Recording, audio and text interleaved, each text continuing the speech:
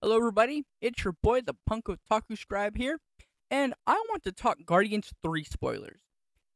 Now, this isn't going to be an extensive deep dive or anything. I just want to touch on some things I didn't get a chance to in the review, some things I was really crazy about that I want to talk about at length a little bit, and some things I wasn't so crazy about. Nothing that truly upset me or anything, just kind of got me scratching my head a little bit. So, fair warning, the entire video from here on out, after this point, will be complete spoilers for the movie. If you don't want the movie spoiled for you, I do have an actual review down in the description, or go watch the actual movie as well. It's a great movie, man. Anyway, without further ado, let's get to it.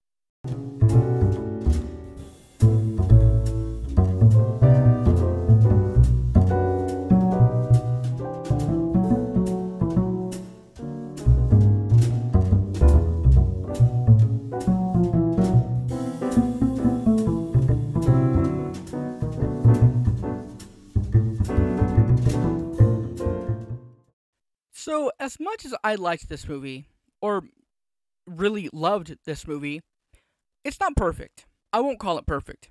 It almost is, but not quite. And the reason it's not is, to me personally, is because of one narrative misstep that, while was done rather well for what this movie had going on, was ultimately pointless when you really think about it. And I'm referring to Star-Lord and Gamora. So, in Infinity War, Thanos kills Gamora to achieve the Soul Stone. In Endgame, she's brought back through some time shenanigans, but she's not herself anymore, the Gamora that we knew. She's the Gamora from the era of the first Guardians, and so when she's back, she doesn't remember anybody. And that was really kind of amazing to me, because to me, that's like, okay, so what are the implications of that? Like, I can't wait to see what they do with that.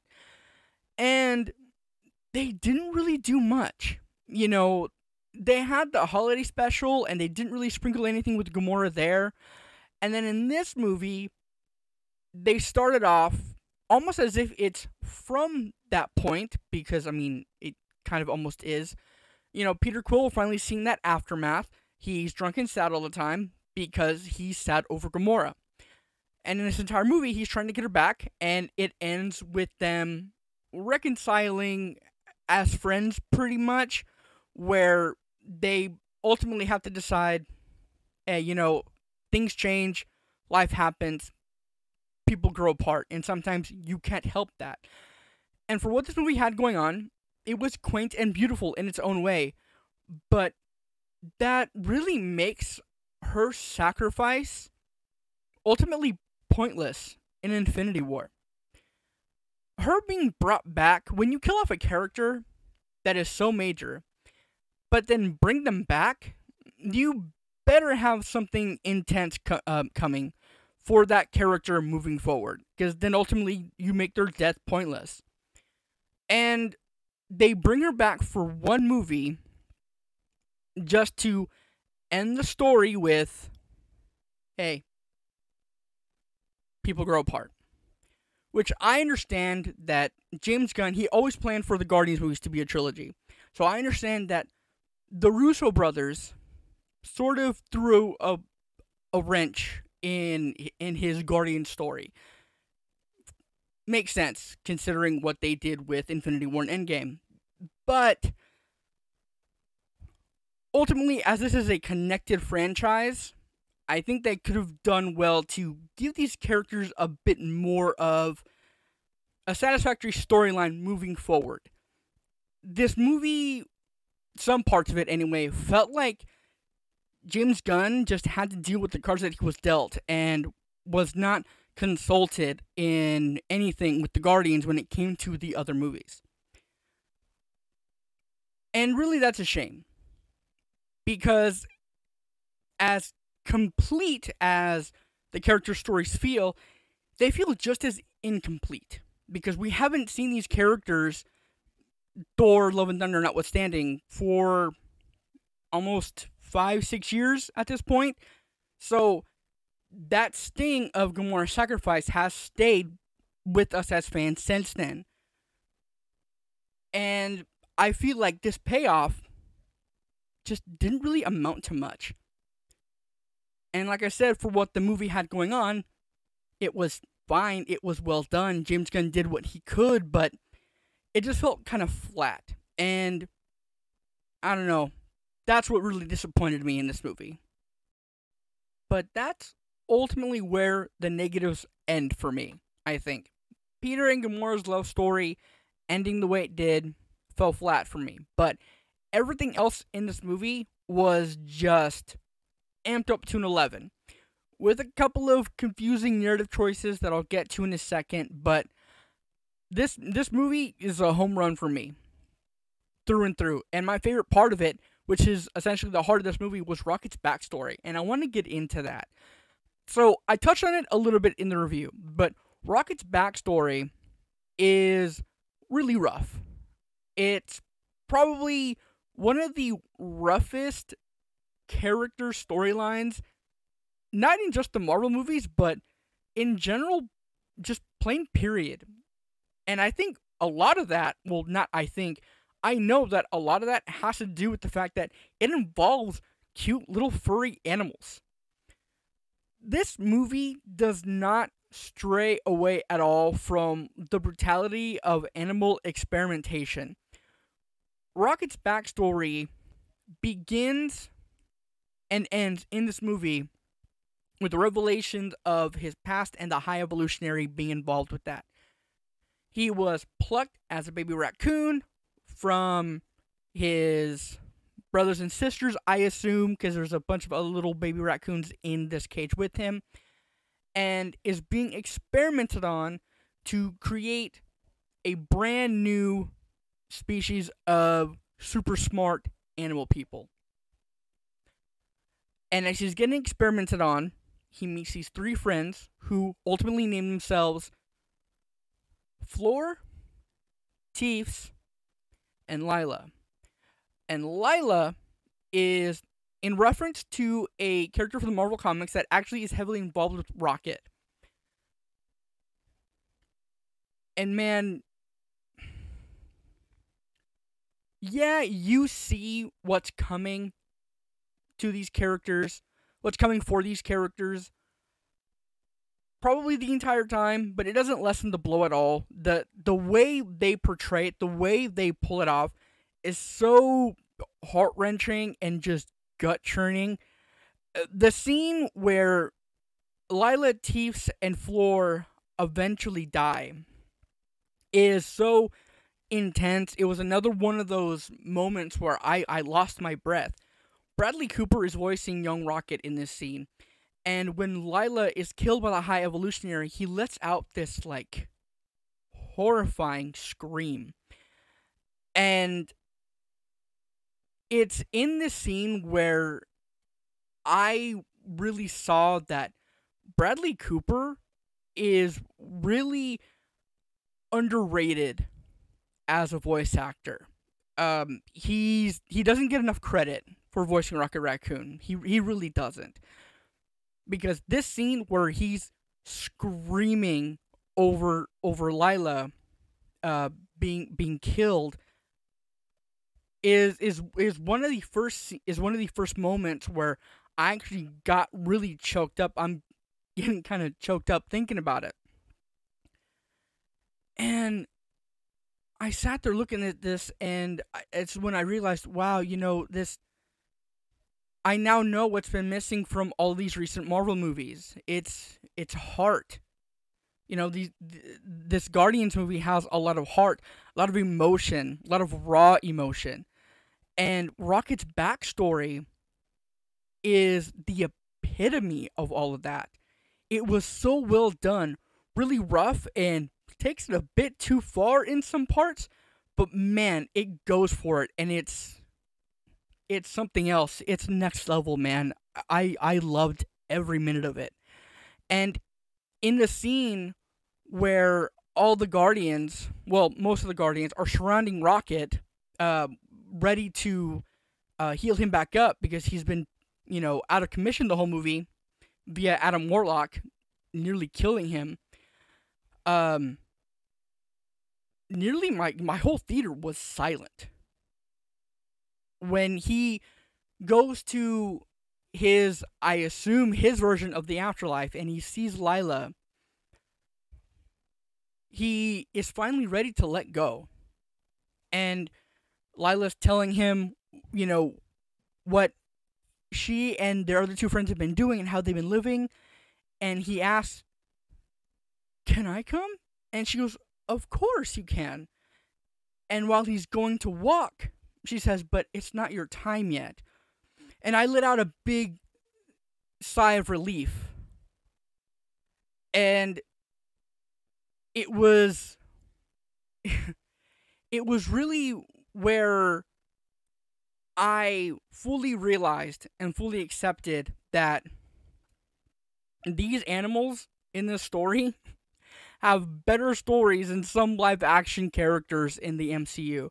And that I really care about these characters, and that's the whole point of a movie like this, is you're supposed to care about these characters. And these recent Marvel projects have not done so well in making you care about a lot of the characters, but this movie makes you care for a CGI raccoon and a CGI otter and a CGI rabbit and a CGI walrus and little CGI critters. It was incredible. And I haven't felt emotion watching a movie like that in a very, very long time. Okay, so I mentioned that Rocket and his friends were being experimented to eventually build on, a super intelligent race of animal people, right? And ultimately, the High Evolutionary accomplishes this. And it's sort of the catalyst of what happens to Rocket and his friends later on. The High Evolutionary tells Rocket, "You were never meant to be this, you're not good enough to be that."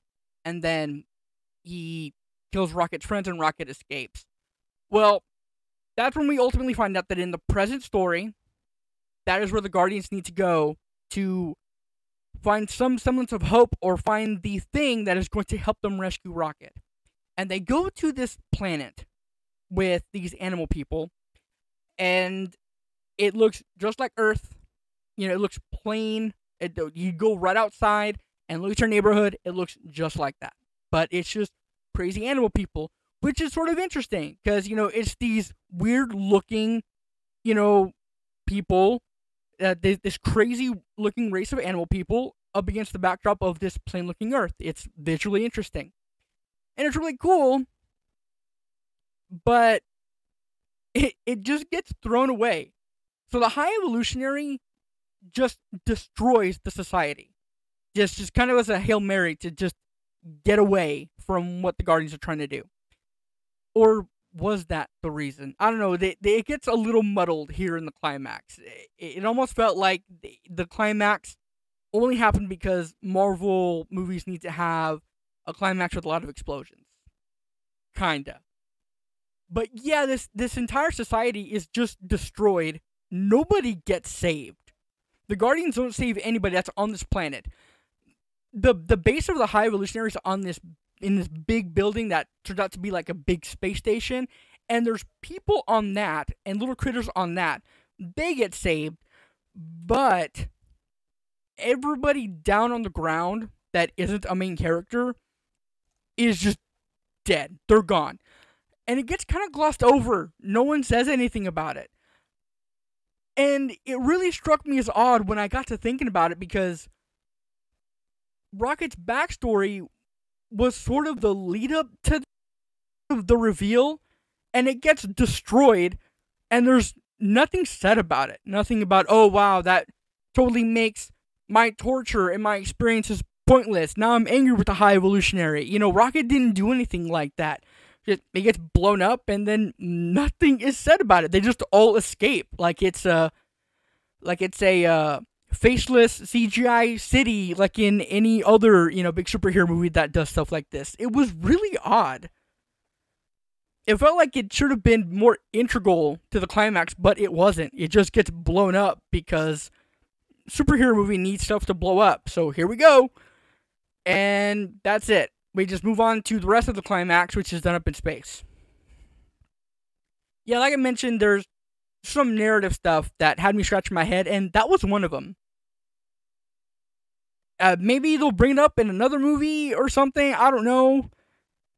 But yeah, it was kind of glossed over, and I just thought that was really weird. Through all of this, from Quill and Gamora going back and forth with each other, the Guardians' plight to save Rocket, and Rocket's backstory, I sat there and thought to myself, this doesn't feel like a finale.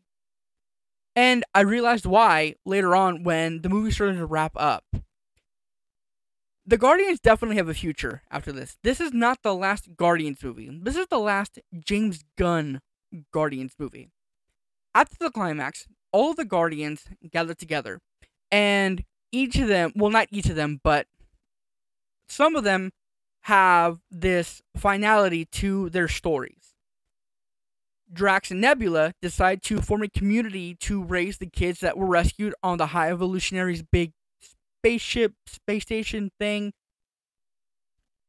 Star-Lord tells the group he needs to leave to reconcile with any family he might have left back on Earth.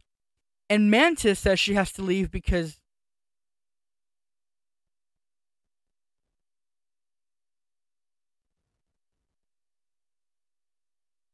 I don't know why. Anyway, after Star-Lord and Mantis mention they have to leave, Rocket laments, so that's it?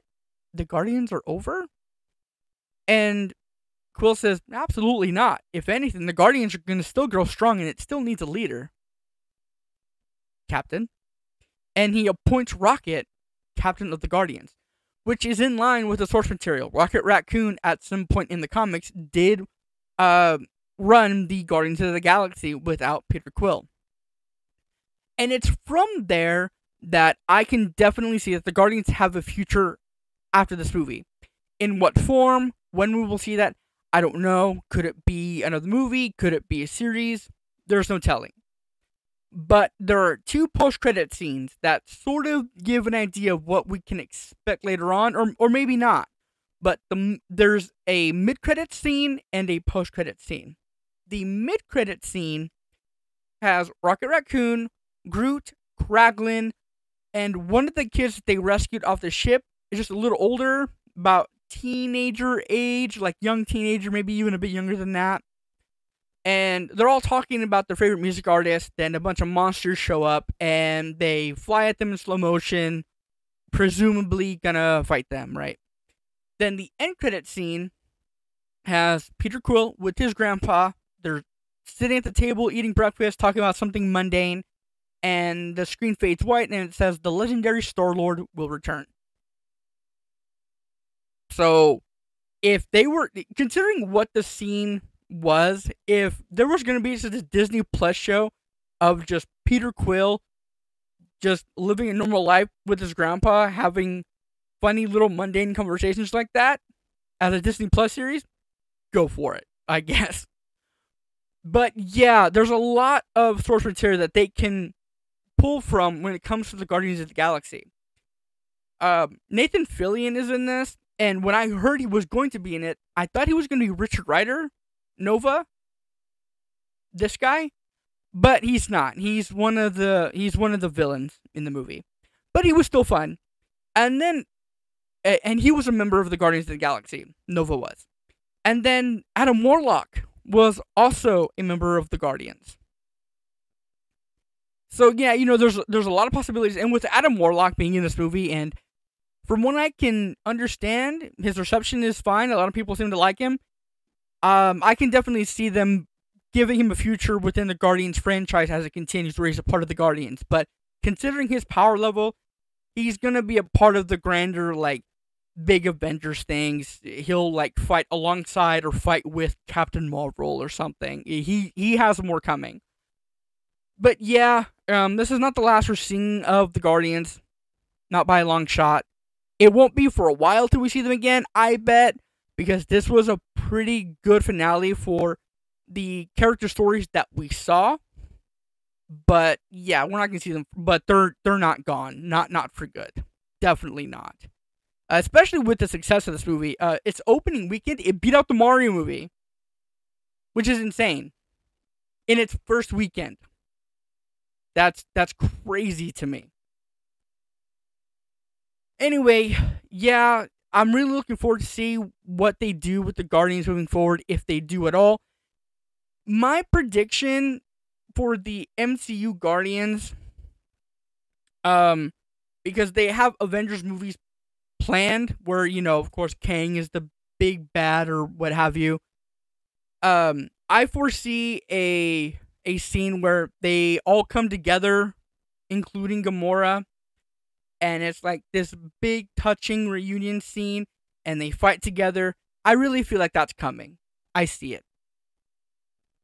Anyway, that was just this movie's this not this movie. This video is a lot longer than I wanted it to be, but I just wanted to just touch on those things. Like I said, some things I really loved, some things I didn't, and where I think the Guardians are going to go from here.